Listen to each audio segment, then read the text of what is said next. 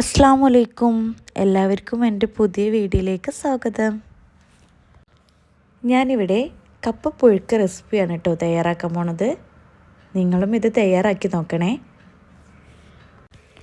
2 കപ്പയാണ് കേട്ടോ ഞാൻ എടുത്തിട്ടുള്ളത്.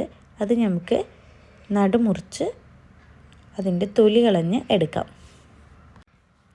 നന്നായി കഴുകി വൃത്തിയാക്കിയതിന് ശേഷം ഒരു പാത്രത്തിലേക്ക് നമുക്ക് കുഞ്ഞു കുഞ്ഞു പീസായി കട്ട് ചെയ്തിടാം.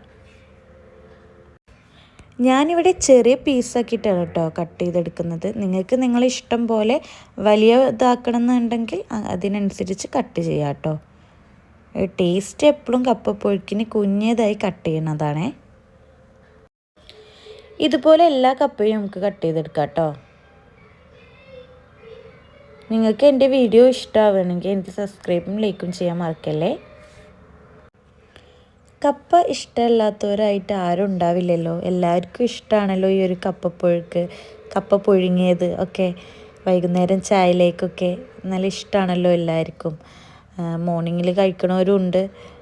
അപ്പോൾ ഇനി കഴിക്കാത്തവരായിട്ട് ആരെങ്കിലുമൊക്കെ ഉണ്ടെങ്കിൽ ഇതുപോലെ ഒന്ന് ട്രൈ ചെയ്ത് നോക്കണേ നിങ്ങളെ വീട്ടിൽ. എല്ലാവർക്കും നല്ല ഇഷ്ടമാവും കേട്ടോ.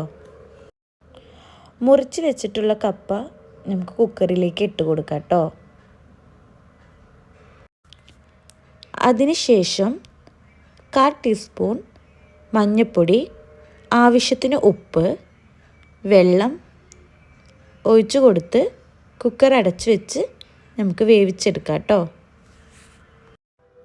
പലരും പല രീതിയിലാണ് കേട്ടോ കപ്പപ്പുഴുക്ക് ഉണ്ടാക്കുക. ഈ മഞ്ഞ നിറം ഇഷ്ടമല്ലാത്തൊരു നോർമൽ കളറാണെങ്കിൽ മഞ്ഞൾ ഇടാതിരുന്നാൽ മതി കേട്ടോ. അപ്പോൾ നമുക്ക് സാധാ വൈറ്റ് കളറിൽ കിട്ടും. എനിക്കൊരു യെല്ലോ കളർ ഇഷ്ടമാണ്, അതുകൊണ്ട് മഞ്ഞൾപ്പൊടി ഇട്ടേന്നേ ഉള്ളൂ. നിങ്ങൾക്കത് ഇഷ്ടമല്ലെങ്കിൽ അത് ഇടണ്ട കേട്ടോ.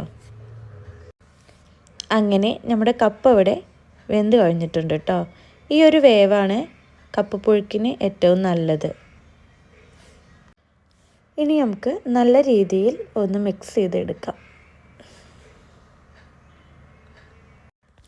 ഇനി അടുത്ത സ്റ്റെപ്പ് ഇതിലേക്ക് വറവിടണം കേട്ടോ.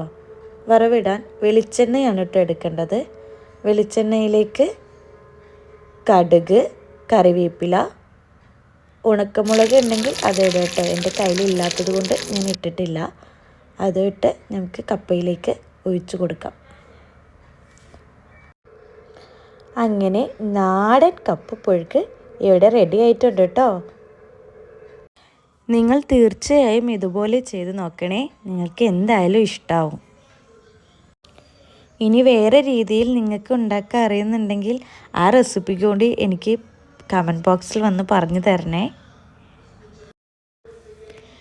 ഈ കപ്പപ്പുഴുക്ക് കാണുമ്പോൾ നിങ്ങൾക്ക് കഴിച്ചു നോക്കാനൊക്കെ തോന്നുന്നില്ലേ? വേഗം പോയി കപ്പ മേടിച്ച് ഇതുപോലെ ഒന്ന് തയ്യാറാക്കി നോക്ക്. ഇനി ഒരു പാത്രം എടുത്ത് അതിലേക്ക് നമുക്ക് കപ്പപ്പുഴുക്ക് ഇട്ട് കൊടുക്കാം കേട്ടോ.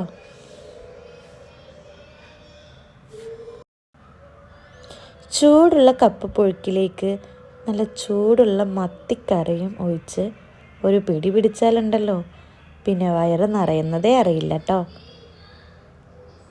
കപ്പയിലേക്ക് എപ്പോഴും മത്തിയൊരു കോമ്പിനേഷൻ തന്നെയാണേ. നിങ്ങൾക്ക് എൻ്റെ വീഡിയോ ഇഷ്ടമായെന്ന് വിചാരിക്കുന്നു. എൻ്റെ വീഡിയോ ഇഷ്ടമാവുകയാണെങ്കിൽ എനിക്ക് ലൈക്കും സബ്സ്ക്രൈബും ചെയ്യാൻ മറക്കരുത്. ഞാൻ ഒന്നും കൂടി ഓർമ്മിപ്പിക്കുകയാണ് കേട്ടോ. ബൈ.